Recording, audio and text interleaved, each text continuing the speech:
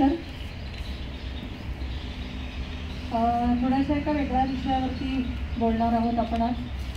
तर त्वचा दान म्हणजे काय हे ऐकलं आहे का? तुमच्यापैकी कोणी माहिती आहे तुम्हाला? त्याच्याबद्दल माहिती आहे तुम्हाला? ओके. कारण आता आय डोनेशन किंवा ऑर्गन डोनेशनची चळवळी बरेच वर्ष चालू आहे असं आपण म्हणू शकतो. त्यामुळे त्याच्याबद्दल लोकांनी वाचलेलं ऐकलेलं असतं. पण त्वचादान हा तसा थोडासा दुर्लक्षित विषय आहे. तो कोण करू शकतं, काय करू शकतं याच्या संबंधी आपण बघणारच आहोत. त्वचादान का महत्त्वाचे आहे, त्याचे फायदे कोणाला होतात, त्वचादान करण्यामुळे किती जणांचा जीव वाचवू शकतो आपण, व ते कसे करावे, कोणत्या वयात करावे, कोणी करावे, या संबंधी सर्व माहिती आज डॉक्टर रोहिणी आठवले यांनी दिली. फक्त सुरुवातीला थोडा वेळ आपण म्हणजे ती त्वचादानाची गरज का भासते या दृष्टीने काही गोष्टी पण बघणार आहोत.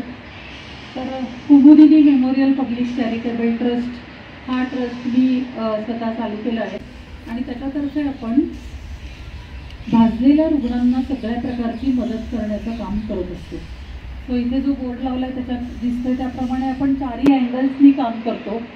एक तर प्रिव्हेन्शन, म्हणजे भाजण्याचे बरेचसे ॲक्सिडेंट्स आहेत ते थोडीशी काळजी घेतली तर टाळता येण्याजोगे असतात. म्हणून आपण स्लम एरियाजमध्ये काम करतो की इथे अपघात होऊ नये यासाठी काय काळजी घ्यावी, बरोबर. कारण तिथे घरं अगदी लागून असतात, त्यांचा जो कुकिंग एरिया आहे तो तसा वेल डिफाईंड नसतो आणि ॲक्सिडेंट होण्याचं प्रमाण खूप जास्त आहे तिथे. म्हणून तिथे आपण सर्वेच करतो आणि मग लोकांना थोडीशी कल्पना देतो की काय काय काळजी तुम्ही घेतली पाहिजे. त्याचबरोबर भाजलेल्या रुग्णांना जेव्हा हॉस्पिटलायझेशन लागतं किंवा जी ट्रीटमेंट असते ती खूप खर्चिक आहे. म्हणजे साधारण जेव्हा आपण म्हणतो की एखादी व्यक्ती 50-55% भाजली आहे, ऐकू येत आहे ना सगळ्यांना? 50-55% भाजले असं जेव्हा आपण म्हणतो तेव्हा तिला साधारण 4 ते 6 आठवड्याचं हॉस्पिटलायझेशन लागू शकतं, डिपेंडिंग ऑन कुठल्या भागावर जखमा आहेत आणि त्या किती खोल आहेत. आणि खर्च जवळजवळ 10 ते 12 लाखाच्या घरात जाऊ शकतो. मग ही ट्रीटमेंट सगळ्यांना परवडण्यासारखी असते असं नाही. म्हणून आर्थिकदृष्ट्या दुर्बल जे असतील विक्टिम्स त्यांना आपण फायनान्शियल हेल्प पण करतो. त्याचबरोबर ह्या लोकांचं काय म्हणता येईल, जखमा भरून येण्यासाठी लवकर त्यांना स्किन ग्राफ्टिंगची गरज असते आणि ज्याच्यासाठी आपण जो आत्ता विषय बोलणार स्किन डोनेशन तो खूप महत्त्वाचा आहे. त्याचबरोबर आपले बाकीचे वेगवेगळे काही कार्यक्रम सगळे असतात. म्हणजे स्टुडंटसाठीचे व्हॉलेंटिअरिंग प्रोग्राम्स पण आपण करतो किंवा ब्लड डोनेशन कॅम्प्स घेतो. पण ह्या सगळ्या थोड्याशा काय म्हणता येतील साईड ॲक्टिव्हिटीज आहेत असं म्हणायला हरकत नाही. आता हे थोडीशी प्रश्नावली मुलांच्या दृष्टीने असं आपण स्किप करू शकतो. पण फक्त 1-2 गोष्टी यातल्या महत्त्वाच्या मी असं विचारू शकते तुम्हाला की आता आपण अगदी बघितलं की फायर ॲक्सिडेंट्स जे आहेत ते करोनाच्या दिवसामध्ये हॉस्पिटलमध्ये सुद्धा हे अपघात झाले होते, आगीचे अपघात, बरोबर आहे. म्हणून आगीचे अपघात कुठे होतात असं जर का म्हटलं तर ते ॲक्च्युली कुठेही होऊ शकतात. सो अशा प्रकारे म्हणजे घरामध्ये, मॉलमध्ये, ट्रेनमध्ये, हॉटेल्समध्ये कुठल्याही ठिकाणी हे आगीचे अपघात होऊ शकतात. युजली आपण याबद्दलच्या बातम्या वाचतो, हळहळतो आणि विसरून जातो. लेटेस्ट म्हणजे आपण म्हणू शकतो तळवडेला एक मोठा ॲक्सिडेंट झाला होता, सगळ्यांनी त्याच्याबद्दल वाचलं असेल. ते केकचं आयसिंग बनवण्याच्या फॅक्टरीमध्ये तो अपघात झाला आणि जवळजवळ 10-12 जणं तिथे ऑन द स्पॉट काही मृत्युमुखी पडले होते त्यातले आणि काही हे हॉस्पिटलमध्ये ॲडमिट केल्यानंतर मृत्युमुखी पडले होते. तर एक थोडंसं स्टॅटिस्टिक्स आपण बघायला गेलं तर भारतामध्ये दरवर्षी जवळजवळ 70 ते 80 लाख लोकांना भाजण्याच्या अपघातांना सामोरं जावं लागतं. त्यात साधारण 1.5 लाख लोक मृत्युमुखी पडतात. म्हणजे अगदी आपण बघायला गेलं तर 4 ते 5 मिनिटाला भाजण्याच्या अपघाताने एक मृत्यू होत असतो. म्हणजे आपण आत्ता इथे बोलतोय एवढ्या वेळात एखादी व्यक्ती ही भाजल्यामुळे मरण पावलेली असू शकते, इतकं ते भयानक स्टॅटिस्टिक्स आहे. त्याचबरोबर जवळजवळ 2.5 लाख लोक हे त्यांना तात्पुरतं किंवा कायमस्वरूपी अपंगत्व ह्या अपघातांनी येऊ शकतं.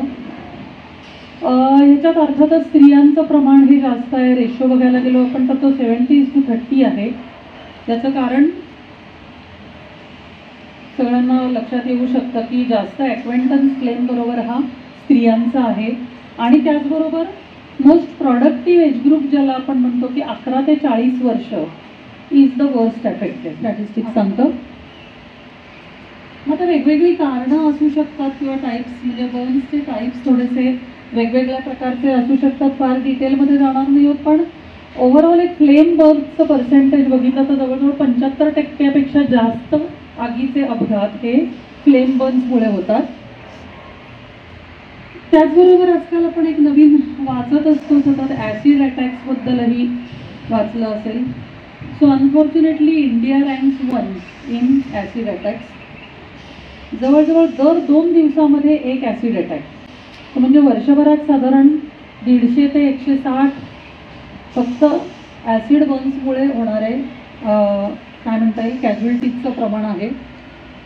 सगळ्यात तरुणीच मग आता हो ना, ते खूप वाईट आहे आणि स्त्रियाच असतात मेजॉरिटी त्यातल्या. तर आता काही गव्हर्नमेंटकडनं ह्याच्यावर जो ॲक्शन्स घेतल्या गेल्यात की over the counter acid sale ban केला आहे. पण आपल्याला माहिती आहे जरी या गोष्टी बॅन असल्या तरीसुद्धा ज्यांना पाहिजे त्यांना त्या मिळू शकतात. त्यांच्यावरच्या सगळ्या ज्या सर्जरीज आहेत त्याच्यासाठी फ्री मेडिकल ट्रीटमेंट गव्हर्नमेंटकडनं मिळते. पण तो जो ट्रॉमा आहे ॲसिड अटॅकचा तो इतका भयानक असतो. तर मला माहिती नाही तुमच्यापैकी किती जणांना टेड टॉक्स हा प्रकार माहिती आहे. काही जण तुम्ही बघत असाल टेड टॉक्स. तर एक अशीच ॲसिड अटॅकनी त्याच्यामध्ये ग्रस्त झालेल्या एका मुलीचा टेड टॉक मी मध्ये बघितला होता. तर तिने लिहिलेली काही वाक्य इतकी भयानक आहेत की मी विसरू शकत नाही. ते तिने डिस्क्राईब केलं आहे की त्या ॲसिड अटॅक झाल्यामुळे my body melted like a plastic. So तुम्ही इमॅजिन करू शकता. आणि मोस्टली हे ॲसिड अटॅक जे असतात ते चेहऱ्यावरती केले जातात युजली, आणि मग त्याच्यामुळे नंतर बऱ्याच करेक्टिव्ह सर्जरीज लागतात. सो तिलासुद्धा जवळजवळ 15 करेक्टिव्ह सर्जरीज लागल्या. आणि म्हणजे ॲक्च्युली आयुष्य उद्ध्वस्त झाल्यासारखं होतं, कारण त्याच्यानंतरचा जो ट्रॉमा आणि त्याचे काय म्हणता येईल त्याच्या ज्या खुणा असतात ॲसिड अटॅकच्या, सो ते सगळंच खूप अवघड असतं. मग आता वेगळे वेगळे रिझन्स आहेत की लाईक गॅस सिलेंडरने होणारे ॲक्सिडेंट्स हे खूप जास्त आहेत. कुठेतरी पाईपमध्ये लिकेज आहे किंवा बर्स्ट होतात सिलेंडर्स. त्याचबरोबर शॉर्ट सर्किटने होणाऱ्या अपघातांचं प्रमाण पण बरंच आहे. आणि बऱ्याच वेळेला काय म्हणूयात आपण तो निग्लिजन्स पण एक असतो की आपण आपल्या घरात सुद्धा काही वेळेला आपण थोडंसं इंट्रोस्पेक्ट केलं पाहिजे की वायरिंग जुनं झाल्यावरती ते बदलणं किंवा जे इक्विपमेंट्स आहेत त्याचा मेंटेनन्स ह्याच्यावरती बऱ्याच वेळेला ओव्हरलुक केलं जातं.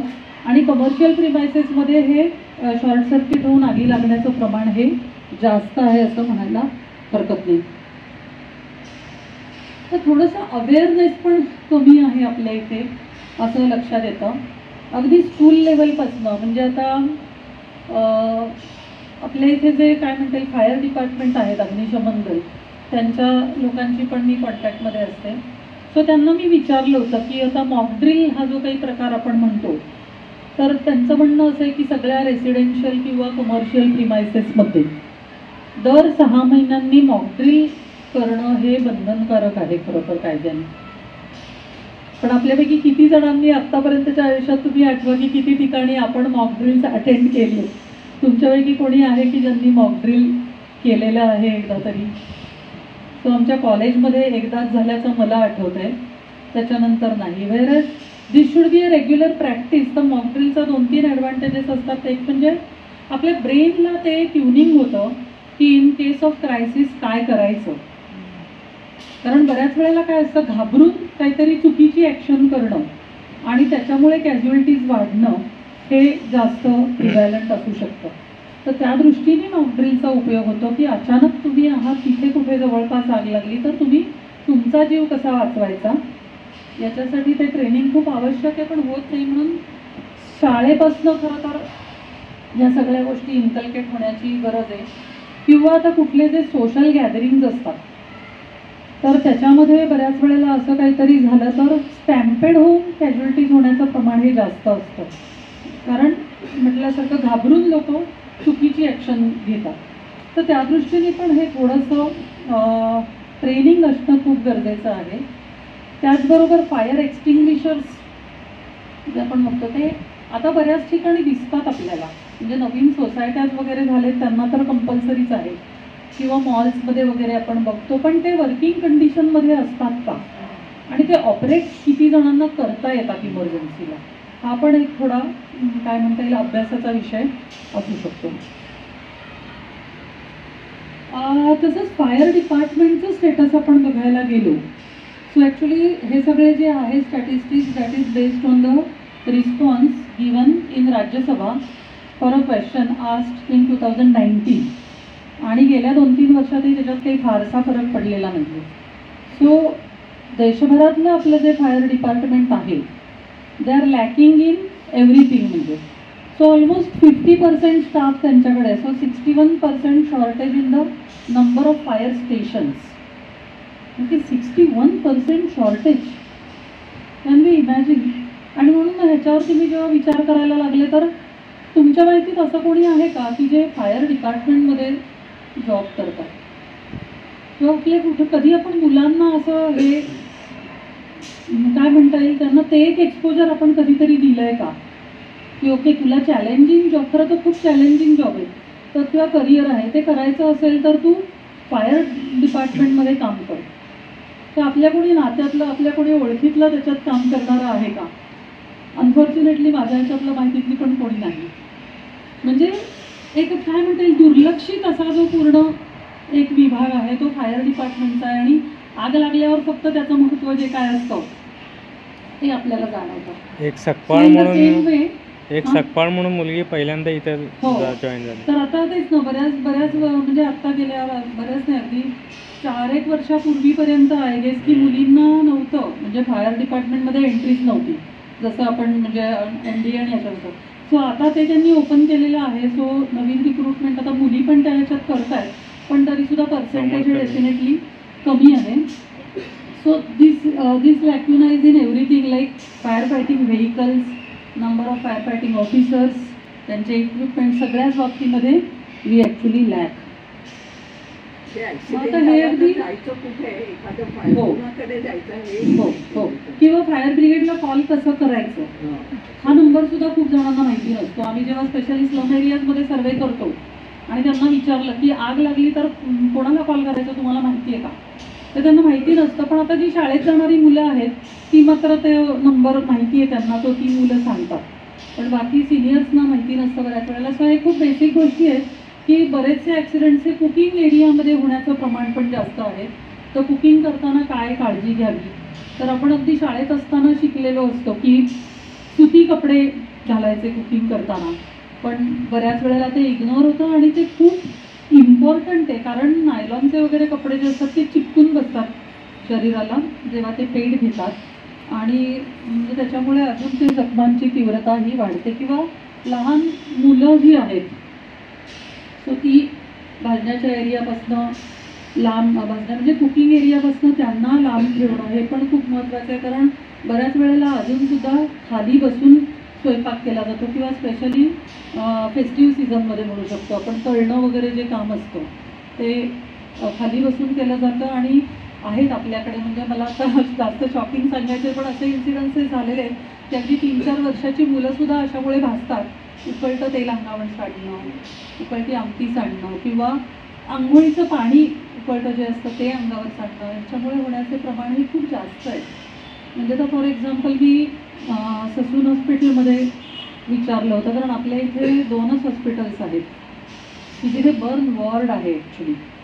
ओके, कारण ह्या लोकांना नॉर्मल पेशंट्सबरोबर ठेवता येत नाही, त्यांना सेपरेट बर्न वॉर्ड लागतो. त्याचं कारण आपण पुढे बघणारच आहोत. तर ते सगळ्या ठिकाणी नाही आहेत अवेलेबल बर्न वॉर्ड्स, आणि सगळ्या हॉस्पिटल्सना ते करायचंही नाही आहेत. त्याची अजून काही वेगळी कारणं आहेत ॲक्च्युली. तर त्यांना मी विचारलं होतं की कुठल्या कारणांमुळे तुमच्याकडे भाजण्याचे रुग्ण येतात, म्हणजे त्याच्यावरती आम्ही प्रिव्हेन्शनच्या दृष्टीने काही काम करू शकू का. तर त्याच्यात त्यांनी हे सांगितलं होतं ससूनच्या डॉक्टरांनी की दर आठवड्याला आमच्याकडे 2 किंवा 3 मुलं येतात in the age group of say 2 to 11-12 years. आणि काय कारण असतं भांडण्याचं, तर आत्ता मी जे सांगितलं की असंच काहीतरी उकळतं पाणी अंगावर सांडलं आहे, उकळतं तेल सांडलं वगैरे. सो मग आता हे ॲक्सिडेंट्स हे थोडी काळजी घेतली तर टाळता येण्याजोगे आहेत ॲक्च्युली. तर त्या दृष्टीने हे खूप आपण म्हणजे एव्हरीडे यूजमध्ये सुद्धा आपण हे सगळ्यांनी जाणीव ठेवली पाहिजे की आपण करत असताना काहीतरी आपल्या चुकीमुळे मुलांना इजा होऊ नये. Same is fire crackers. So आत्ता दिवाळीच्या वेळेला एक स्टॅटिस्टिक्स आलं होतं पेपरमध्ये. तारीख आता एक्झॅक्ट मला मोस्टली 13 नोव्हेंबर होती लक्ष्मीपूजन यावर्षी जे होतं. सो लक्ष्मीपूजनाच्या दिवशी संध्याकाळच्या वेळात, संध्याकाळी 7 वाजल्यापासून ते 11 वाजेपर्यंतच्या वेळात फक्त पुण्यामध्ये 30 ठिकाणी आगीच्या घटना घडल्या होत्या. ओके, सो इमॅजिन करा की ऑल ओव्हर इंडियाचं प्रमाण किती असेल. आणि फायर क्रॅकर्समुळे त्या आगी ऑब्व्हियसली लागलेल्या होत्या.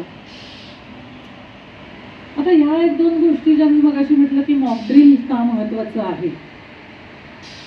ओके, तर आपण सगळ्यांनी हे चित्र बघितलेलं असतं लिफ्टच्या बाजूला लावलेलं की do not use in case of fire, बरोबर. पण ते आपण जरी वाचलेलं असलं तरी काय म्हणूया ते रजिस्टर झालेलं नसतं पूर्णपणे ब्रेनमध्ये. आणि असे घटना घडलेल्या आहेत की आग लागलेली असताना लोक लिफ्टमध्ये शिरतात, बरोबर. जेव्हा फायर पर्सनल्स येतात तेव्हा पहिल्यांदा ते इलेक्ट्रिक सप्लाय बंद करतात, त्याच्यामुळे लिफ्टमध्येच लोक अडकतात आणि भाजल्यामुळे नाही पण सफोकेशनमुळे, धुरामुळे ते मृत्युमुखी पडण्याच्या घटना घडलेल्या आहेत. त्यामुळे ऑलवेज आपल्या ब्रेनला हे ट्रेनिंग पाहिजे की कधीही आग लागलेली असताना आपण लिफ्टचा वापर करणार नाही आहोत, जिन्याने उतरणार आहोत नाही, बरोबर. त्याचबरोबर आय थिंक हे तर माहिती आहे आपल्याला की कपडे जर का पेटले गेले तर काहीतरी कव्हर त्याच्याभोवती ब्लँकेट वगैरे गुंडाळणं किंवा खाली गडाबडा लोळणं हे खूप साधे साधे उपाय आहेत. त्याचबरोबर खूप महत्त्वाचं आहे की भाजलेल्या जखमेवरती सगळ्यात उत्तम औषध म्हणजे भाजलेल्या औषध म्हणण्यापेक्षा फर्स्ट एड म्हणेन मी.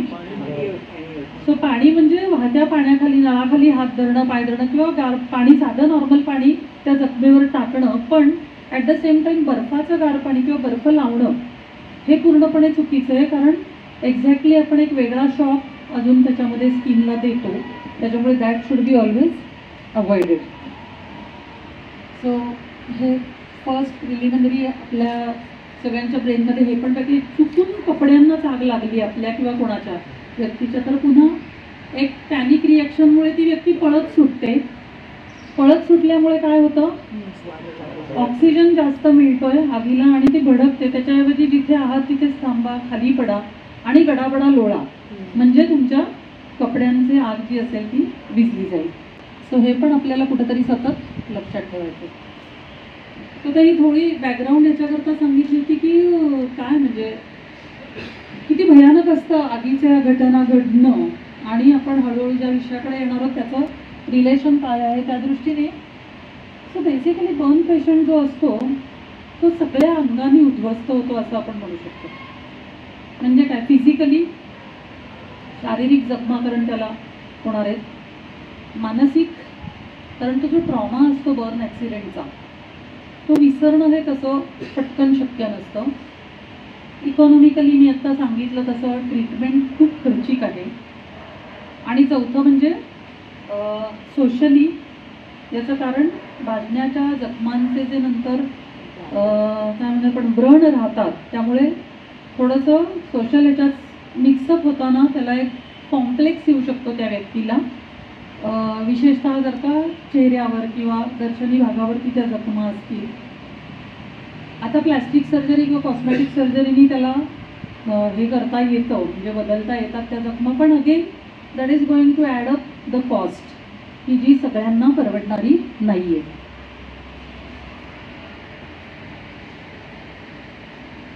आता भाजण्याच्या जखमा या अत्यंत वेदनादायी, सगळ्या प्रकारामध्ये वर्स्ट इंजुरी कुठली म्हटलं तर बर्न इंजुरी असं म्हटलं जातं. लवकर भरून न येणाऱ्या आणि मॅनेजमेंट पण अवघड आहे त्याची. याचं कारण असं आहे,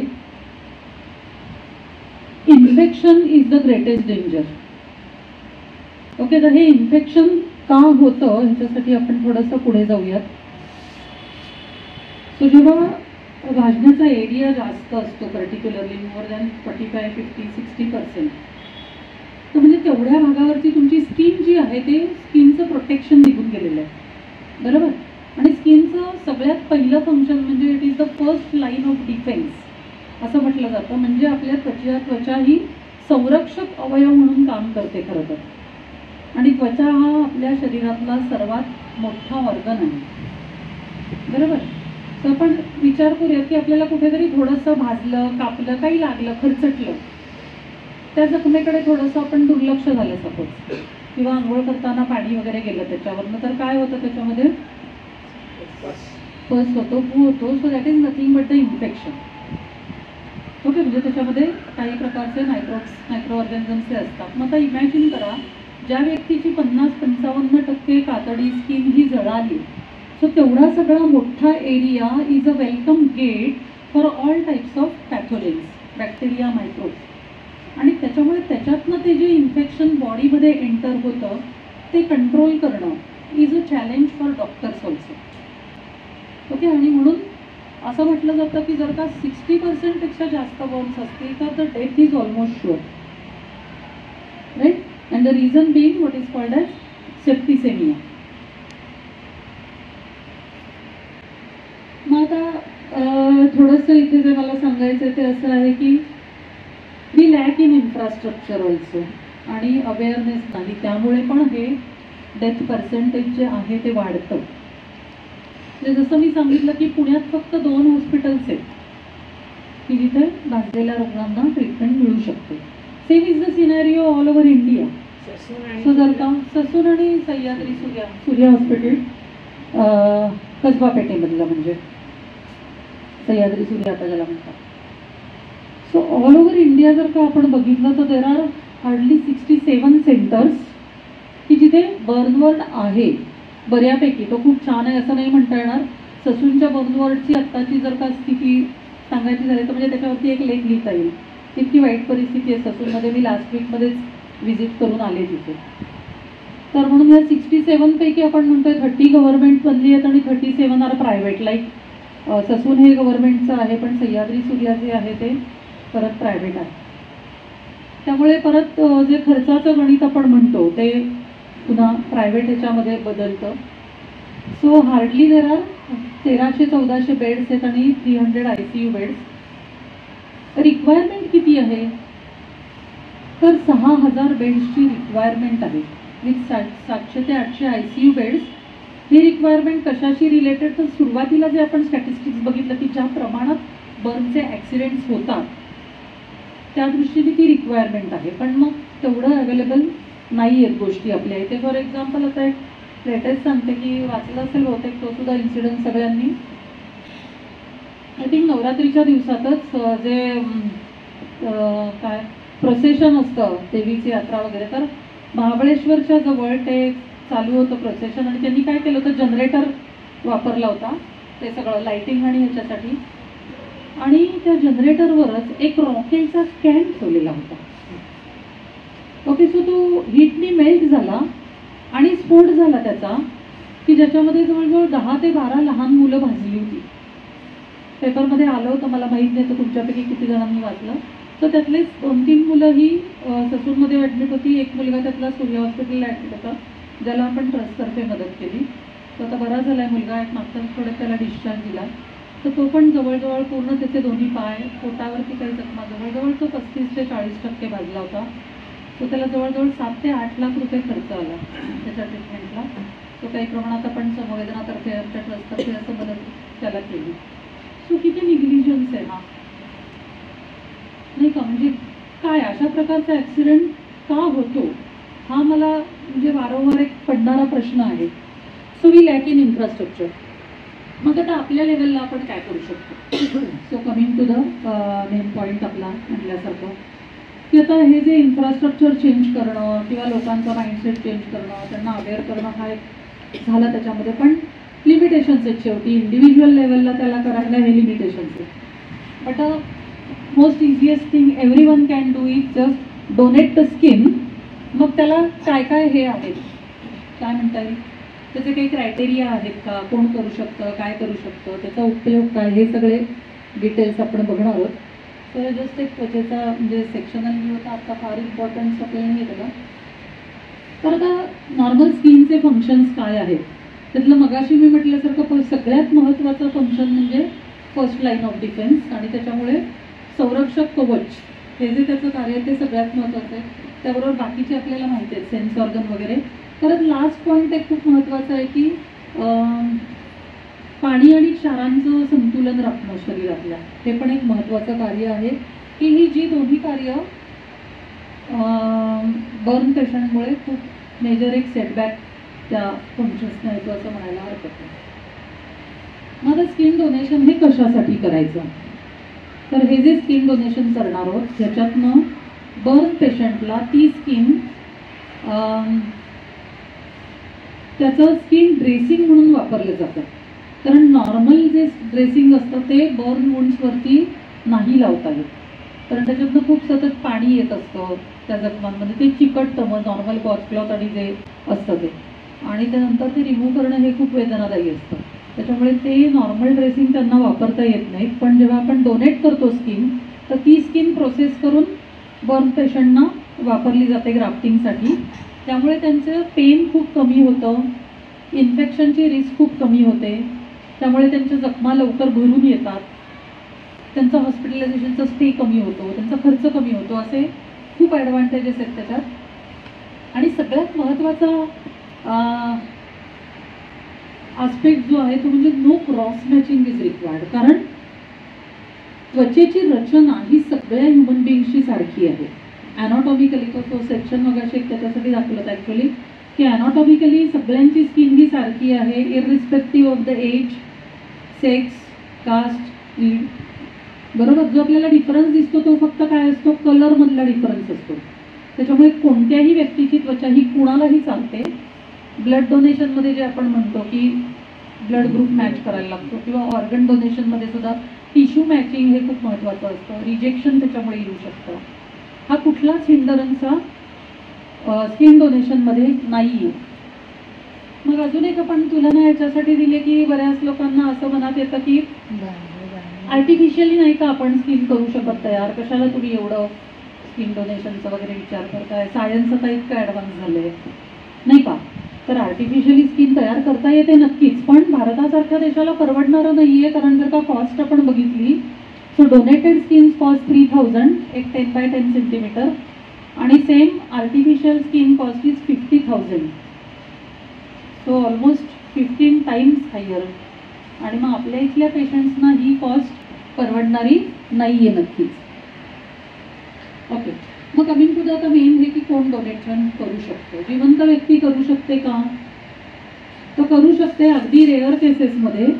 म्हणजे घरातलंच कोणीतरी ॲडमिट आहे पेशंट एखादा, तर जे ब्लड रिलेटिव्स किंवा आपण हे म्हणतो काय भाऊ बहीण आई वडील यांच्यापैकीच फक्त जिवंतपणी त्वचादान करू शकतात. पण ते सुद्धा अनअवॉइडेबल असेल तरच. याचं कारण काय, तर कम्प्लिटली ती स्किन रिमूव्ह करणं हे अंडर हॉस्पिटलायझेशन ॲनेस्थेशिया देऊन करायला लागतं आहे. त्याच्यातून तुम्ही एक नवीन पेशंट तयार करणार आहात. त्या व्यक्तीची पुन्हा ती स्किन रिकवर व्हायला साधारण 2 ते 3 आठवड्याचा वेळ जावा लागणार आहे. पण म्हणून नाईलाज असेल आणि दुसरी स्किन अवेलेबलच नसेल तरच ते केलं जातं.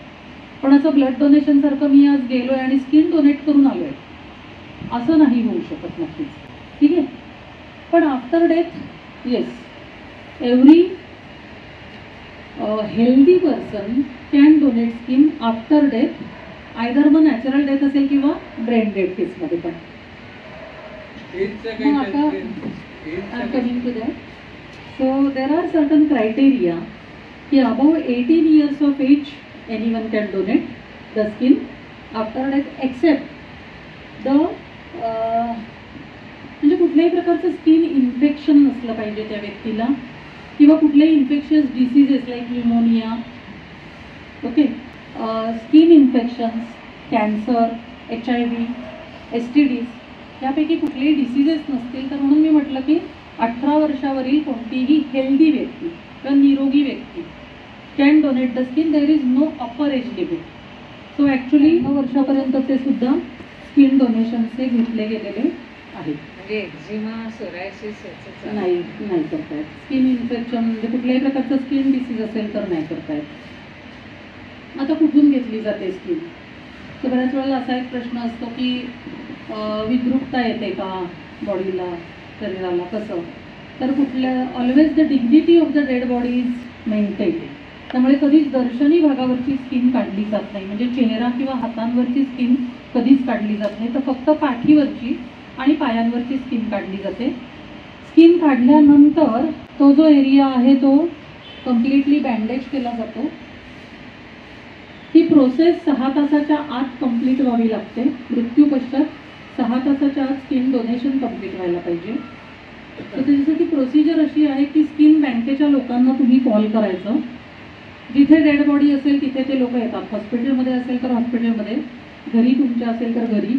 तुम्हाला ती डेड बॉडी घेऊन कुठेही जावं लागत नाही.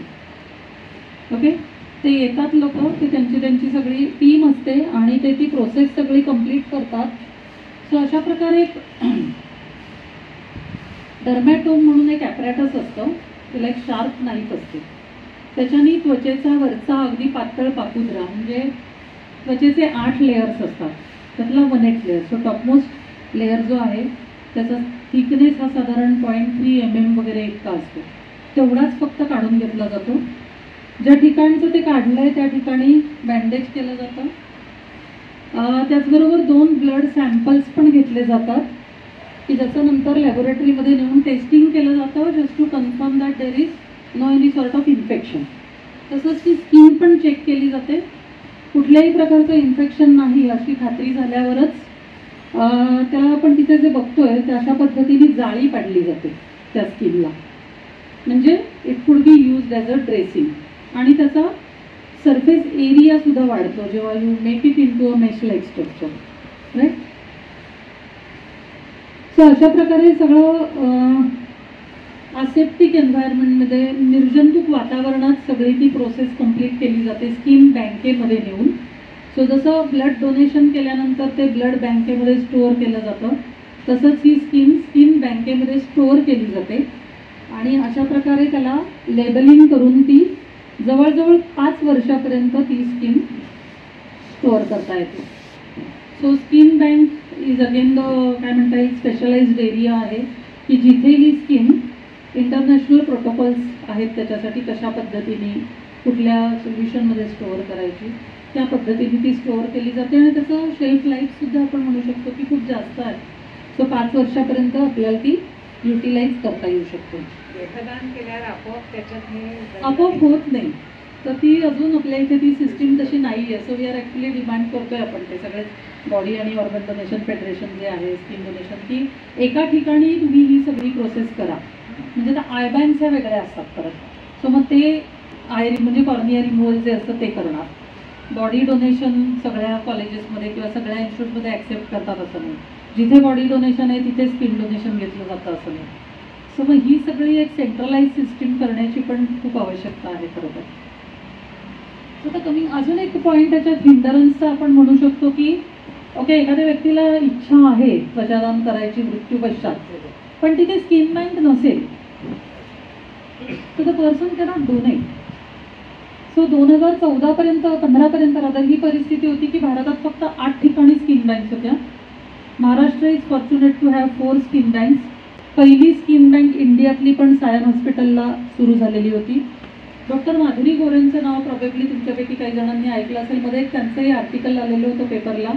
So she was the pioneering lady to start the skin bank in India first. मग गेल्या काही 4-5 वर्षात ह्या अजून स्किन बँक्स सुरू झालेल्या आहेत. बट स्टील आत्तासुद्धा टोटल 18 स्किन बँक्स आहेत भारतामध्ये. मग आयडियली खरं प्रत्येक डिस्ट्रिक्टच्या ठिकाणी एक स्किन बँक असण्याची आवश्यकता आहे आणि त्याला जोडून सुसज्ज असं हॉस्पिटल विथ काय म्हणता येईल डेडिकेटेड बर्न वॉर्ड. पण हे सगळं नाही आहे अजून. आणि म्हणून मी जे मगाशी म्हटलं की we lack in infrastructure also.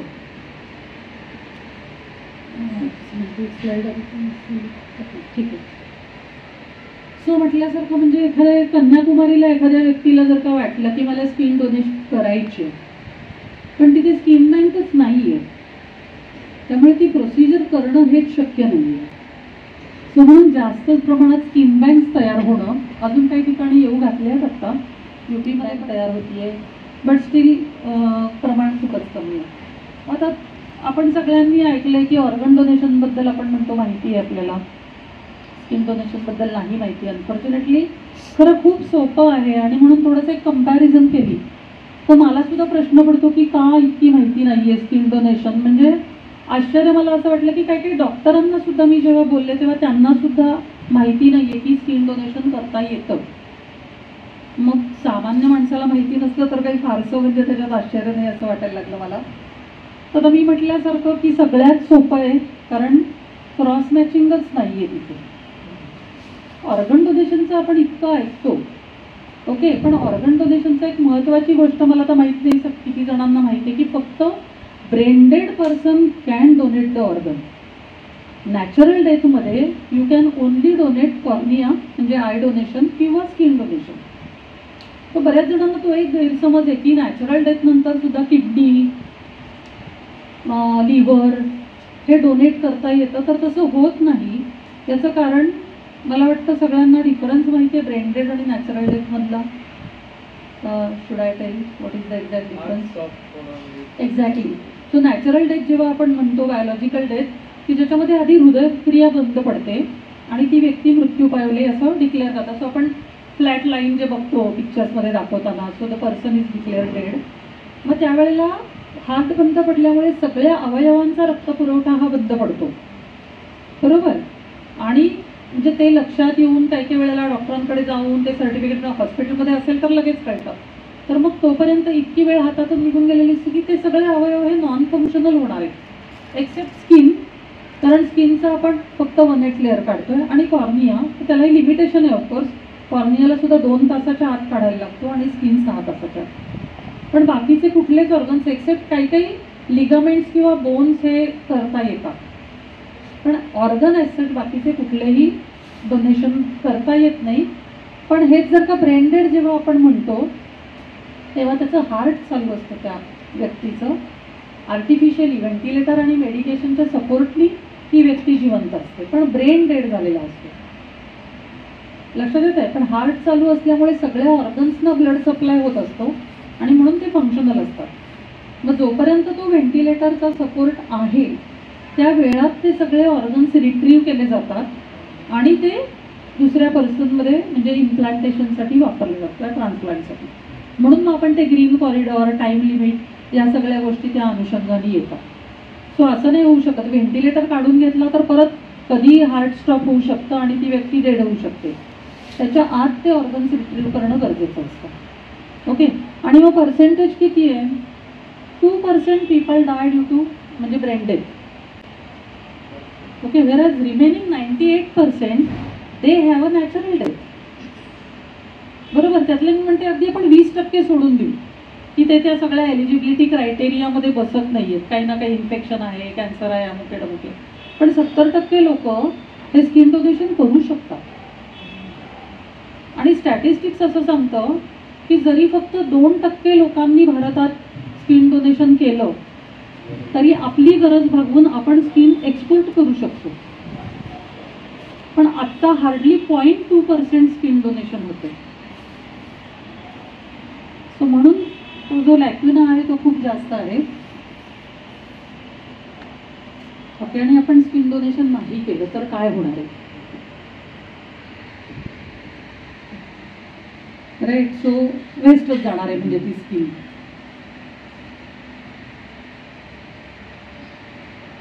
आता बऱ्याच वेळेला आम्हाला प्रश्न असा विचारला जातो की मग आम्ही प्लेज फॉर्म भरायला पाहिजे का स्किन डोनेशनसाठी, ओके. सो प्लेज फॉर्म भरूच शकता. आजकाल ऑनलाईन सुद्धा सगळ्या याचे प्लेज फॉर्म्स अवेलेबल आहेत. पण आम्ही म्हणतो की pledging is not equal to donation. त्याचं कारण काय आहे? तर भारतातला कायदा असं सांगतो, आता काही माझ्यासमोर बसल्या त्याच्यामुळे मी काही कायद्यासंबंधी बोलणं हे जरा दारिष्ट्याचं होईल, पण भारतातला कायदा असं सांगतो की मृत्यू पश्चात तुमच्या शरीरावरती तुमचा हक्क नाही तर वारसांचा हक्क आहे, बरोबर ना ताई? मग काय होतं की जरी त्या व्यक्तीची इच्छा असेल, तिने प्लेटफॉर्म भरलेला असला तरी सुद्धा वारसांनी ऑब्जेक्शन घेतल्यामुळे डोनेशन होऊ शकत नाही. नागपुऱ्यांचं नाव मला वाटतं तुमच्यापैकी सगळ्यांना नक्कीच माहिती असेल. त्यांनी आयुष्यभर देहदान चळवळीचा पुरस्कर्ते होते म्हणजे ते, पण त्यांच्या मुलींनी ऑब्जेक्शन घेतल्यामुळे त्यांचं स्वतःचं देहदान होऊ शकलं नाही. लक्षात येत आहे? म्हणून आम्ही म्हणतो की pledging is not equal to donation. तुम्ही प्लेज फॉर्म भरलाय की नाही हे कोणीही विचारणार नाहीये. मगाच्या त्या स्लाइडमध्ये एक पॉईंट मी मिस केला. सो काय काय लागतं तुम्हाला प्रोव्हाइड करायला, म्हणजे स्किन बँकेच्या पर्सन्सना आपण कॉल केला तर ते तुमच्याकडे 2च गोष्टी मागणार आहेत. एक म्हणजे डेथ सर्टिफिकेट आणि दुसरं म्हणजे वारसांचं संमतीपत्र. तिथे कुठेही ते लोक विचारणार नाहीयेत की या व्यक्तीने प्लेज घेतली होती का. Okay, so pledging is not important. तर आम्ही सांगतो की तुमची इच्छा जी आहे ती वारसांशी बोलून ठेवा, ती कुठेतरी लिहून ठेवा, ती चर्चा करत राहा त्या गोष्टीवरती दर 6 महिन्यांनी. असं काही रोज चर्चेचा विषय नाही येतो, पण कुठेतरी एक 6 महिन्यांनी बोलत राहा मुलांशी. म्हणजे मग तुमची जी इच्छा आहे ती मुलांनाही पचनी पडेल आणि at the time of crisis they will be able to take the quick decision. So हां बोला. हो हो करू शकतो स्किन डोनेशन. डायबेटीस बीपी हे आता आजार कन्सिडरच केले जात नाहीत म्हणजे, आणि स्किनला त्याच्यातनं काही चेंजेस होत नाही. So that is the reason. BP diabetes असेल तर काही प्रॉब्लेम नसतो. सो हेल्पलाईनचा नंबर आहे सूर्य हॉस्पिटलचा, आणि दुसरा नंबर जो आहे तो ॲक्च्युली NCVचा आहे, म्हणजे नॅशनल स्किन बँक. ऐरोलीला एक मोठं हॉस्पिटल आहे, बर्न हॉस्पिटल स्पेशल. सो त्यांच्या इथे पण स्किन बँक आहे. मग तिथनं सेंट्रलाइज तो नंबर आहे की ऑल ओव्हर इंडिया जिथे कुठे नियरेस्ट स्किन बँक असेल तिथे ते कनेक्ट करतात. आणि सूर्यासाठी वाटलं तर पहिला नंबर आहे.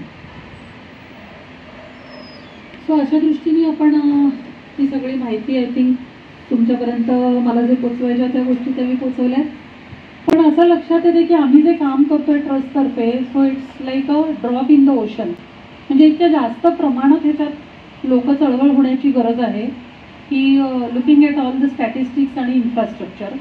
So we really need a public movement so that at every district there will be a state of art burn ward along with the skin bank. त्याच्यामुळे लोकांना वेळच्या वेळेला ट्रीटमेंट मिळणं. त्याच्यात अजून एक पॉईंट सांगायचा म्हणजे की बर्नसाठी first hour is considered as golden hour. म्हणजे त्या पहिल्या तासात जर का तुम्हाला प्रॉपर ट्रीटमेंट मिळाली तर इम्प्रूव्हमेंटचं प्रमाण हे खूप फास्ट असतं किंवा कॅज्युअल्टी होण्याचं पर्सेंटेज पण कमी होत जातं. पण अनफॉर्च्युनेटली तो 1 तास जो असतो तो बऱ्याच वेळेला म्हणजे त्या अपघाताचं स्वरूप कळण्यात आणि ह्याच्यातच निघून जातो. आणि first 24 hours are also of course crucial. हो एकच मिनटं दाखवते, हा पॉईंट कम्प्लीट करूया. तसंच सेकंडली आता आपल्या इथे ट्रॅफिक आणि हे सगळे प्रॉब्लेम्स इतके झालेत की खरोखरी एअरलिफ्ट करणं सिरियस केसेसमध्ये, म्हणजे आपण इमॅजिन करू शकतो की काही एखाद्या ठिकाणी बॉम्ब ब्लास्ट झाला आहे किंवा खूप सिरियस बर्न ॲक्सिडेंट झाला आहे. तर इव्हन ह्याच्या वेळेससुद्धा तळवडीच्या वेळेससुद्धा मला वाचल्याचं आठवतं आहे पेपरमध्ये की तो जो एंट्रन्स त्यांचा होता तो इतका नॅरो होता आणि इंज्युर्ड पर्सन्सना इस्केप व्हायलासुद्धा रस्ता मिळाला नाही. इव्हन फायर ब्रिगेडला पोचायला किंवा त्यांना हॉस्पिटलमध्ये कुठे आणलं तर तो तळवडेपासून ससूनला. सो त्या सगळ्या प्रोसिजरमध्ये जवळजवळ 4-5 तास तरी त्यांचे गेले असणार आहेत. तर सो अगेन चिंचवडला खूप वर्षापासून मागणी की चिंचवडला PMC एरिया एवढा मोठा आहे तर तिथे एखादा बर्न वॉर्ड व्हावा. आमच्या ट्रस्टतर्फे सुद्धा आपण ती डिमांड केलेली आहे हॉस्पिटलमध्ये. आपलं या काय म्हणता येईल अपघातानंतर 15 दिवसापूर्वीच मी तिथे भेटून पण आले. तर आता तो डिसिजन झालेला आहे, काय म्हणता येईल ऑन पेपर डिसिजन झालेला आहे की चिंचवडला एक हॉस्पिटल आहे, काय त्याचं नाव तलेरा हॉस्पिटल आहे. आधी YCMमध्ये करण्याचं चाललं होतं पण पुन्हा काही प्रॉब्लेम्स काय होते माहिती नाही. तर तलेरा हॉस्पिटलमध्ये बर्न वॉर्ड करायचा 30 बेड्सचा व्यवस्थित विथ 6 ICU आणि असं सगळा तो डिसिजन झाला आहे. तो इम्प्लिमेंट कधी होईल आता त्याच्यासाठी फॉलोअप चालू आहे आमचा पण. ओके, सो तुम्हाला ही स्लाईड आहे ती हां फोटो काढून घेऊ शकता. ऑनलाईन जरी सर्च केलं तरी सुद्धा आपल्याला हा नंबर मिळू शकतो, पण तुम्ही काढून घ्या फोटो.